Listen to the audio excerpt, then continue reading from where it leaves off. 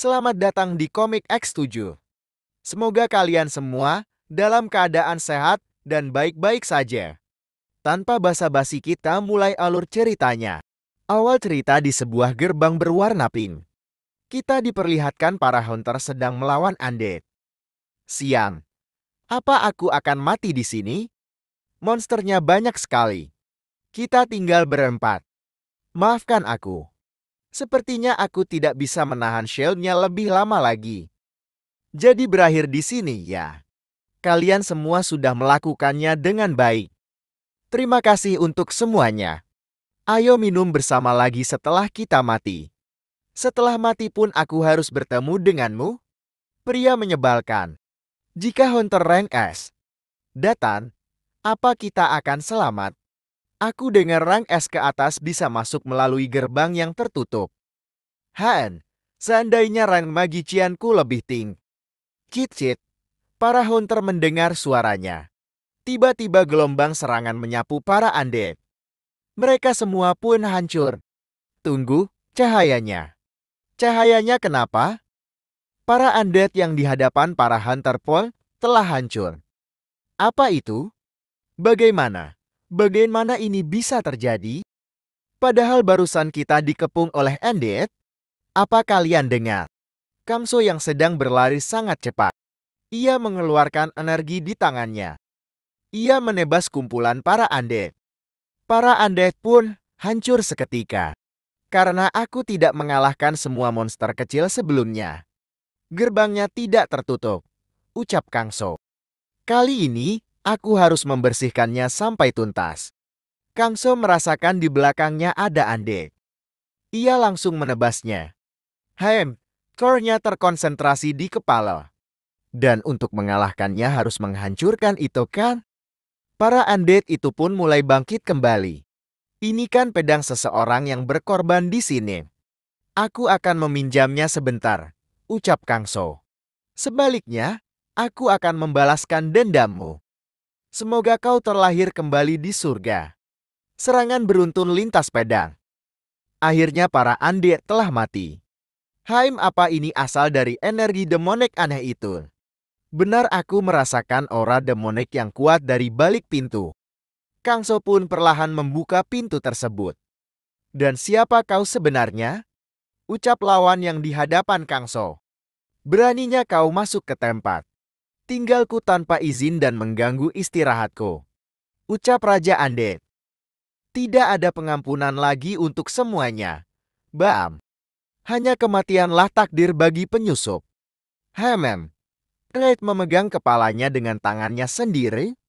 Ucap Kangso sambil menghindar serangan tersebut. Penampilanmu agak unik. Kau bajingan. Berani-beraninya manusia biasa mengejakku? Raja Undead melakukan lompatan ke atas. Aku akan memotongmu dalam satu serangan. Ucapan Raja Undead. Apa mungkin kelemahanmu ada di kepalamu? Ucap Kangso. Kangso bersiap menyerang Raja Undead. Raja Undead berkata, dasar bodoh, kurang ajar. Raja Undead terkena serangan telak. Terlihat setelah Raja Undead mati ia menjatuhkan sesuatu. Ini sebuah batu. Jadi ini sumber dari energi. Anehnya, mirip energi demonik. Apa jangan-jangan ini yang disebut dengan Magic Stone? Gumam Kangso. Kangso yang memegang Magic Stone di tangannya. Cit-cit. Tiba-tiba Dungeon Rat keluar dari saku depan baju Kangso. Cit-cit. Kangso pun membalas, sekarang semua bahaya di sini sudah dimusnahkan. Sebelum gerbangnya tutup, kau harus cepat kembali ke majikanmu. Cit-cit. Balas Dungeon Rat. Lain kali lebih hati-hati ya, ucap Kangso. Cit-cit. Cit-cit. Dungeon Rat pun pergi meninggalkan Kangso. Hayong mungkin sedikit kecewa. Gerbang ini, bukankah sangat aneh? Benar, ada banyak sekali kejanggalan. Mulai terdengar suara para hunter sedang mengobrol. Ini diklasifikasikan sebagai gerbang kelas T, karena benar, bagaimana bisa monster kelas B ada di sini? Aku pikir kali ini aku benar-benar akan mati. Aku tidak tahu bagaimana kita masih bisa selamat. Apa mungkin ada hunter rank S yang datang membantu kita? Obrolan para hunter yang selamat. Tidak. Rank S yang aku temui memancarkan aura yang mengerikan. Jika benar-benar ada yang datang, kita pasti merasakan aura kehadirannya yang besar. Tapi kita tidak merasakan aura seperti itu kan? Kalau begitu, apa mungkin Awakener level 0 yang dirumorkan itu? Hamen, mungkin. Kitchet, ini suara tangisan Korongi. Ucap hunter wanita tersebut. Benarkah? Koronge, kau selamat, Kitchet? Apa dia mencari sesuatu? Dia mencari. Sepertinya dia mencari majikannya, Seokhon. Saat kekacauan tadi, dia sudah meninggal. Ucap pria hunter tersebut. Terlihat majikan Dungyeon Ratpul telah meninggal. Kitchet, kasihan sekali Korongi. Apa ini? Ya, gerbangnya sudah ditaklukkan. Ketua tim pun berkata, sebelum gerbangnya tertutup, kumpulkan Magic Stone sebanyak mungkin. Dan berkumpul di gerbang masuk dalam 20 menit. Baik. Tim yang masuk gerbang keluar. Cepat, bawa tandu. Ini Hwang Jisoo, wartawan dari Chunter News. Di tengah obrolan semua orang Dungyeon Rat pergi dengan wajah sedih. Berapa banyak korban akibat insiden gerbang ini? Permisi, beri jalan. Dungyeon Rat sedang sedih di bawah air hujan. Terlihat Hayong yang sedang sedih. Sung Tae berkata, Hayong, Dungyeon Ratnya sudah kembali pemiliknya. Ya, aku tahu. Aku tidak akan bertemu dengannya lagi kan. Karena itulah aku jadi sedikit sedih. Ucap Hayong. Kang Sopul membuka pintu. Kenapa Hayong bersikap seperti ada yang sudah meninggal? Ucap Kang So. Dia belum mengucapkan sampai jumpa pada Dungyeon Rat itu, balas Sung Tae. Oh deal, dia ada di kantong kemejaku, ucap Kang So. Hayong yang terlihat senang. Dungyeon Rat itu. Namanya Korongi. Dia sepertinya memasuki gate dengan pemiliknya dan diserang oleh monster-monster di dalam gate tersebut. Ternyata begitu. Terus bagaimana dengan pemiliknya? Tanya Sung Tae. Saat aku tiba, semua sudah terlambat. Dia sudah menghembuskan nafas terakhirnya. Ah, begitu. Tunggu. Kalau begitu ceritanya, berarti kau masuk ke dalam gate tersebut, menyerang monster yang ada di dalamnya, dan keluar. Ucap Sung Tae. Benar, aku hanya masuk dan keluar sebentar saja. Benarkah? Sung Tae berkata, aku senang mendengarnya. Syukurlah gate-nya ditaklukkan tepat waktu. Soal itu, aku hanya masuk ke sana dan menutup gate-nya. Balas Kang So. Aku penasaran sesungguhnya sekuat apa Kang So itu. Kelas A. Atau mungkinkah dia adalah seorang hunter kelas S seperti Lei Shen? Gumam Sung Tae. Aku telah bertemu banyak hunter saat bekerja sebagai seorang porter. Selain hunter kelas S Lei Shen, tidak ada lagi orang yang bisa menerobos masuk ke Dungyeon dan meratakannya seorang diri. Tapi Kang So tidak mengeluarkan aura yang menakutkan seperti Hunter Lei Shen. Jika dia secara sengaja mengontrol kekuatannya yang masif itu, gumam Sung Tae. Ayah, paman, lihat ini. Dia terlihat seperti seorang tuan putri, ucap Hayon. Aku jadi khawatir akan setiap ham. Bahkan jika Kang So adalah seorang Awakener level O, terus kenapa? Toh kami tetaplah teman. Tapi bagaimana jika sesuatu yang buruk terjadi? Entalan, aku mungkin akan memikirkannya secara positif saja. Ucap Sung Tae. Setelah itu, sejak Hayon, Sun Tae, dan Kang So memutuskan untuk memelihara Dungyeon Rat tersebut. Mereka sedikit diomeli oleh Soyeon. Terlihat Kang So yang baru bangun tidur. Aku diberitahu bahwa hari ini adalah hari libur toko. Jadi apa yang harus aku lakukan hari ini? Latihan. Atau mungkin mencari pekerjaan aneh lain. Kang So kembali mengingat masa lalunya. Hadeh Kang So. Apa kau sekarang terus bekerja karena kau tidak tahu caranya istirahat? Sebenarnya apa yang sulit dari beristirahat? Cukup lakukan saja apa yang ingin kau lakukan. Bekerja di saat kau seharusnya beristirahat adalah hal yang konyol. Bocah itu pasti akan berkata demikian padaku jika aku kekeh bekerja hari ini, gumam Kang So. Kalau begitu, bagaimana aku harus mengatasi ini? Magic Stone yang terasa asing ini. Orang-orang di sini menggunakan Magic Stone ini sebagai bahan bakar. Tapi ya entahlah, Ton, energi daripada Magic Stone tersebut mirip dengan magiknya kultus demon fanatik yang dilarang oleh Magic Society.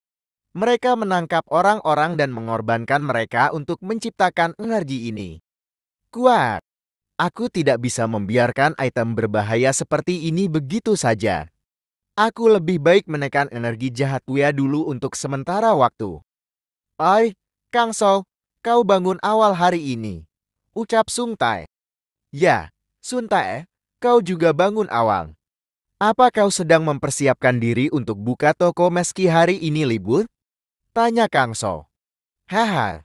Karena aku adalah bosnya, aku harus setidaknya menyiapkan bawang putihnya terlebih dulu. Berhubung ini hari libur, apa yang akan kau lakukan?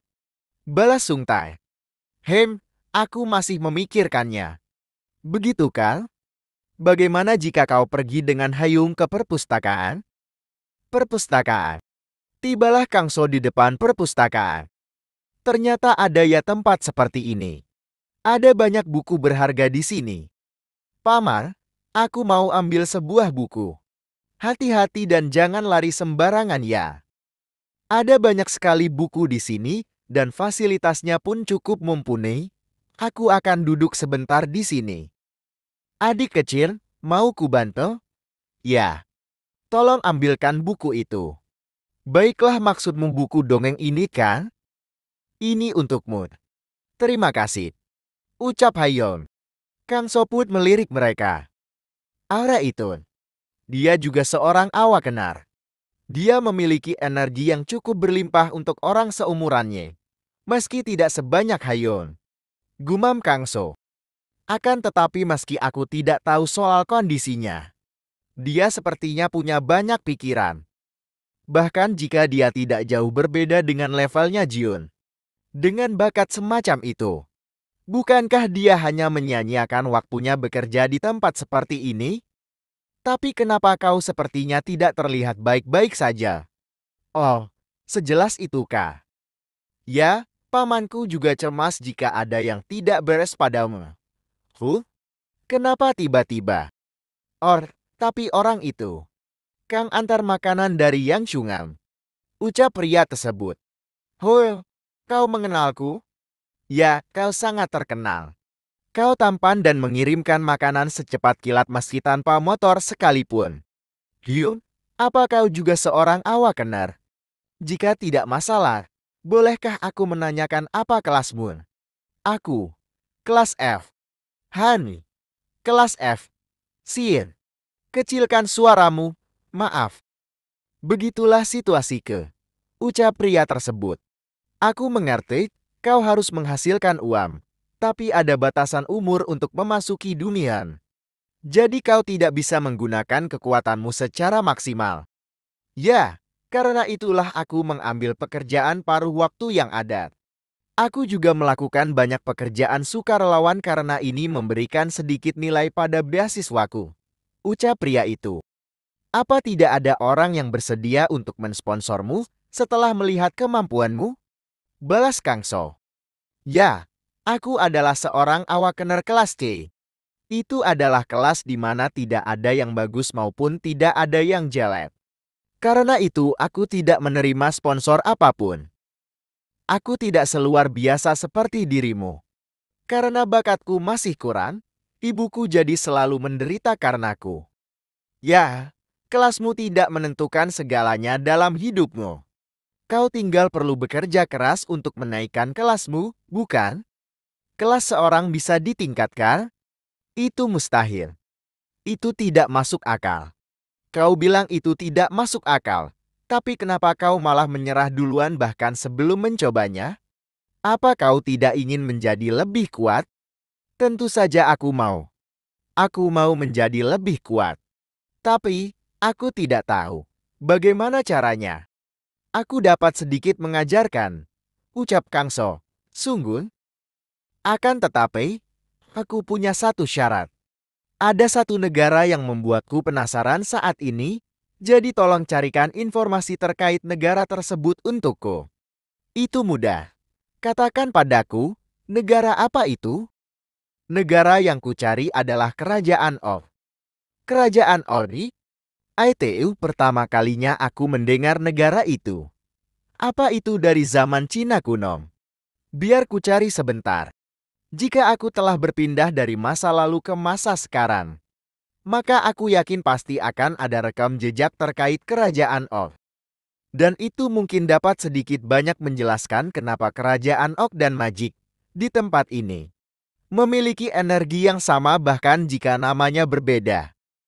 Namanya tidak ada di periode Eun, Juo, periode musim semi dan musim gugur di periode negara-negara berperan, dan tidak ada juga di zaman Edo. Song, Myeom, Cheon, Him, ada apa? Yungim. Tak peduli seberapa banyak aku mencarinya. Kerajaan Ok tidak ada di dalam sejarah dunia. Kerajaan Ok tidak ada di dalam sejarah dunia. Song, Myeon, Cheom. Peradaban dan penulisan bahasa yang mereka gunakan mirip dengan Kerajaan Ok. Tapi aku tidak pernah mendengar satupun nama-nama ini. Di antara banyaknya kerajaan di masa lampau. Apa ini berarti Kerajaan Ok yang kutinggali dulu tidak eksis di dunia? Yunin, kau baik-baik saja. Aku hanya sedang berpikir barusan. Tidak apa-apa. Terima kasih sudah menolongku. Lain kali ketika kau ke Yanchungai, kau akan memberikan satu porsi jajangmyeon gratis untukmu. Tidak perlu. Ini hanya masalah kecil. Aku tidak mendapatkan informasi yang kuinginkan, tapi aku jadi yakin akan satu hal. Yakni aku tidak hanya serta-merta melakukan time travel. Atau jatuh ke dalam sihir dari kultus demon fanatik. Kalau begitu, kenapa aku bisa terlempar ke dunia ini? Sin kembali ke restoran yang cunggak. Terlihat Kangso lagi bermeditasi. Ia masuk ke memori pikirannya. Ini sesuatu yang kakek moyangmu seharusnya miliki untuk waktu yang lama, ucap pria tersebut. Kangso pun diberikan benda itu. Suatu hari, ketika kau mendapatkan benda ini, kembalilah. Apa-apaan ingatan yang samar-samar ini? Aku tidak perlu terburu-buru. Pasti akan ada hari di mana aku mengingat semuanya. Gumam Kangso. Sepertinya ada maling di sekitar sini. Pria yang terlihat sedang mengendap-ngendap. Jika aku sedikit mengendorkan baut ini, dia pasti tidak akan bisa naik motor lagi ke depannya. Hihihi. Ini semua karena Sang Wok Yung Nim yang menyuruhku. Jadi jangan salahkan aku jika terjadi apa-apa. Kangso yang tiba-tiba di belakang pria itu berkata, siapa Sang Wok yang kau sebut tadi? Sang maling pun bengong. Wah, apa? Ohon, kau tidak seharusnya berteriak di tengah malam seperti ini. Harap kecilkan suaramu, ucap Kangso. Maling itu pun bertanya, apa kau? Aku kang antar makanannya yang cungat. Balas Kangso. Jadi kau si kang antar makanan ITU. Baguslah, Sang Wok Yung Nim bilang dia akan datang negosiasi dengan bosnya yang cungak. Jadi kau harus berhenti bekerja di sini dan cari tempat lain. Ucap si maling. Kenapa aku harus melakukan itu? Balas Kangso. ITU, karena Sang Wok Yung Nim menghasilkan banyak uang di sini. Dan dia merasa tidak nyaman melihat usaha kalian laris manis. Ucap si maling. Sungguh alasan yang konyol. Dasar bajingan ini. Arogan sekali cara bicaramu. Nada marah si maling. Si maling yang marah berkata, haruskah kuhajar dulu supaya kau sadar diri? Ucap si maling sambil mencoba meninju Kangso. Kangso dengan sigap menahan pukulan itu. Apa? Kenapa dia kuat sekali? Aku rasa kaulah yang harusnya sadar diri. Kangso terlihat akan menyentil si maling. Wush, sentilan yang sangat kuat. Ia sampai terdorong beberapa meter ke belakang. Pergi dan katakanlah pada bosmu yang konyol itu. Hah, apa? Dengan nada mengancam Kang So berkata, jangan pernah menyentuh yang cungak lagi. Si maling langsung lari dan menjawab, baiklah tuan. Terlihat 3 orang pria sedang menunggu seseorang. Si rambut kuning berkata, kenapa bajingan itu masih belum menghubungiku dari kemarin? Jangan-jangan dia masih tidur. Saut temannya. Tiba-tiba seseorang pria berjaket hijau berkata, Hyung Nim. Gangwook Hyung Nim. Dongman si bajingan itu ada di sini. Han, lihatlah dirimu. Ucap Hyung Nim. Padahal aku sudah banyak sekali memberikanmu pengecualian, tapi kau masih sama saja seperti dulu. Aku memintamu untuk mengatasi motor itu, tapi kau malah kembali setelah dihajar? Ucap si rambut kuning yang bernama Sang-wook. Lalu pria gemuk itu berkata, dengarkan aku, Sang-wook Hyung Nim. Kang antar makanan di restoran itu bukan orang biasa. Ini pertama kalinya aku melihat seorang monster sepertinya. Dia bilang dia tidak akan tinggal diam jika kita menyentuh yang cunggak lagi. Bajingan ini kau kena hajar karena kau lemah. Ucap Sang-wook. Itu tidak benar. Orang itu sungguh adalah monster. Balas pria gemuk. Baiklah dia sepertinya boleh juga. Skui kita hajar dia. Sudah lama anak buah kita tidak peregangan otot kan? Benar. Anda benar, Hyung Nim. Kumpulkan anak-anak. Kita akan pergi mencari orang itu. Ucap Sang-wook. Terlihat Kang antar makan sampai di gedung perumahan. Pesananmu sudah sampai. Ucap Kang So. Tapi di depan pria yang menerima pesanan itu sangat tidak ramah. Kau mau tinggalkan mangkoknya di mana setelah selesai makan? Hah, mangkok? Kau masih tidak mengerti situasinya sekarang. Ucap pria dari geng Sang-wook. Aku sepertinya harus mengeluarkan tinjuku. Aku dengar anak buahku, Dongman, bonyok karenamu. Ucap pria berambut abu-abu. Berkatmu, Hyung Nim kami jadi badmot sekarang. Ucap pria berkaus hijau dan pria berambut abu-abu menendang kotak makanan. Ais, kau orang yang kemarin kan? Namamu Dongman? Hul, ya benar. Aku sudah mengatakannya pada mereka. Tapi Hyung Nim masih. Ucap Dongman. Bajingan ini. Apa-apaan yang kau bicarakan? Inyahkan benda ini dari hapapanku, sialan. Kang So pun mulai bereaksi. Sambil menggenggam pergelangan sangat kuat, Kang So pun berkata, jika orang rendahan sepertimu berbicara seperti ini akan merefleksikan perilakumu yang buruk. Pria berambut abu-abu membalasa. Apa-apaan? Lepaskan aku. Aku yakin Dongman sudah mengatakan padamu untuk tidak menyentuh yang cungak lagi kan? Ucap Kang So. Pria itu kesakitan dan berkata, ah, tanganku. Aku rasa teguran yang pantas harus diberikan kepada kalian semua. Ucap Kang So.